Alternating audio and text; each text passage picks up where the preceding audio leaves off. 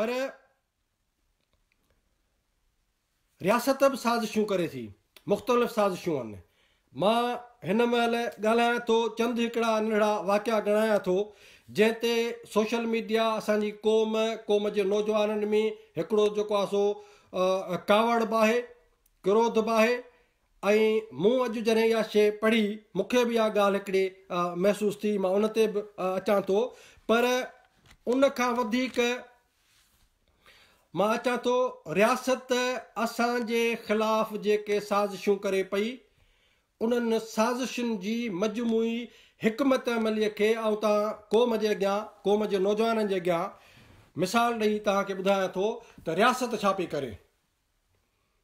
रियासत ख़ौफ़ज़दा आहे, सैयद जे फ़िक्र खां ख़ौफ़ज़दा आहे। रियासत अञा वधीक ख़ौफ़ज़दा आहे जॾहिं अल्ताफ़ हुसैन भाई साईं GM सैद जे उन तारीख़ी फ़िक्र जे रोशनीअ तहत सिंधु देश जे आज़ादी जी ॻाल्हि कई आहे। रियासत जूं हाणे बि निंडूं हराम थी वञनि। रियासत अॼु बि ख़ौफ़ज़दा आहे त GS मुतहदा महाज़ आलमी इदारनि जे अॻियां कहिड़े तरीक़े सां क़ौमी केस रखे पई।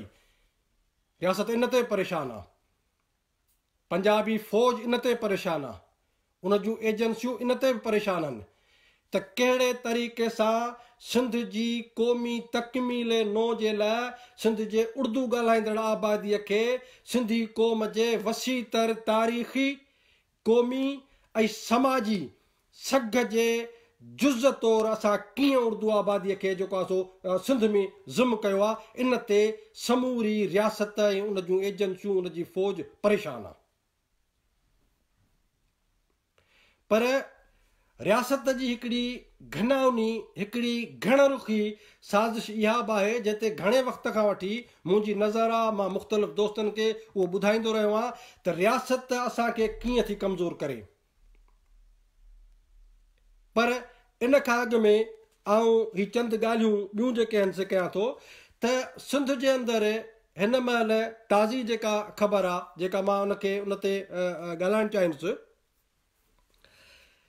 त कॾहिं कराचीअ में कंहिं धारे जे हथां सिंधी नौजवान शहीद कयो थो वञे, ऐं ताज़ो हाणे जेका सूरत हाल मुंहिंजे अॻियां आई आहे त गोलाड़चीअ में, गोलाड़चीअ लॻ को ॻोठ आहे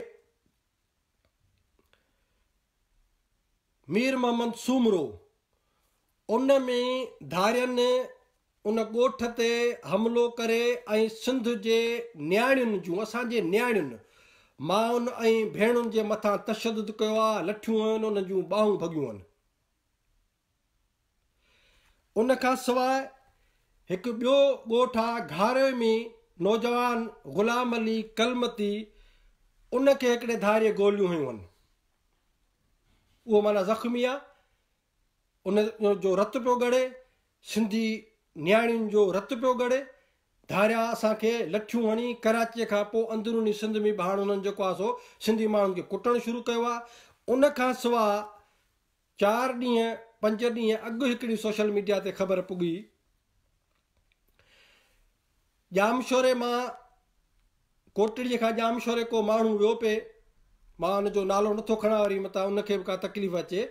उन चयो त मां जॾहिं वियुसि त यानी सुपर हाईवे खां जामशोरे जे पासे 250-300 जे लॻभॻि कराचीअ खां ईंदड़ गाॾियुनि मां उहे हिकिड़ा नौजवान लथा आहिनि, पठान आहिनि, पश्तून नौजवान आहिनि, उहे लथा आहिनि ऐं ईअं कतार कयो जामशोरे वञनि पिया। हिन चयो त मां ॾाढो हैरान थियुसि, गाॾी स्लो करे ऐं उन तस्वीर बि कढी आहे, कुझु माण्हुनि जी तस्वीर आई आहे, कंहिंखां पुछई त भैया कौन हो, कहाँ से आ रहे हो, क्या कर रहे हो, चई त पठान आहियूं, कराचीअ मां आया आहियूं ऐं जेको जामशोरे हिते वञूं था, असां जेको रोज़गार वग़ैरह कंदासीं।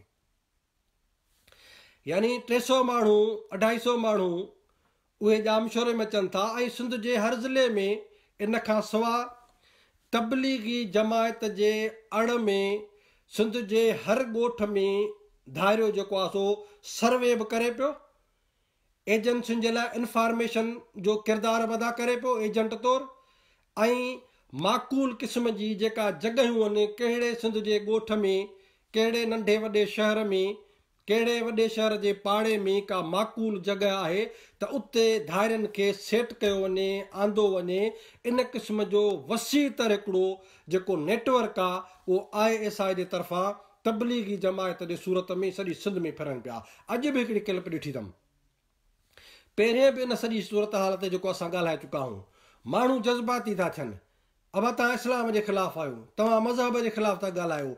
बाबा मज़हब जे नाले में पई सिंध ग़ुलाम थिए, मज़हब जे धोखे में सिंध खे पाकिस्तान में आंदो वियो, ॿक़ौमी नज़रिए जे धोखे में सिंध खे ग़ुलाम कयो वियो।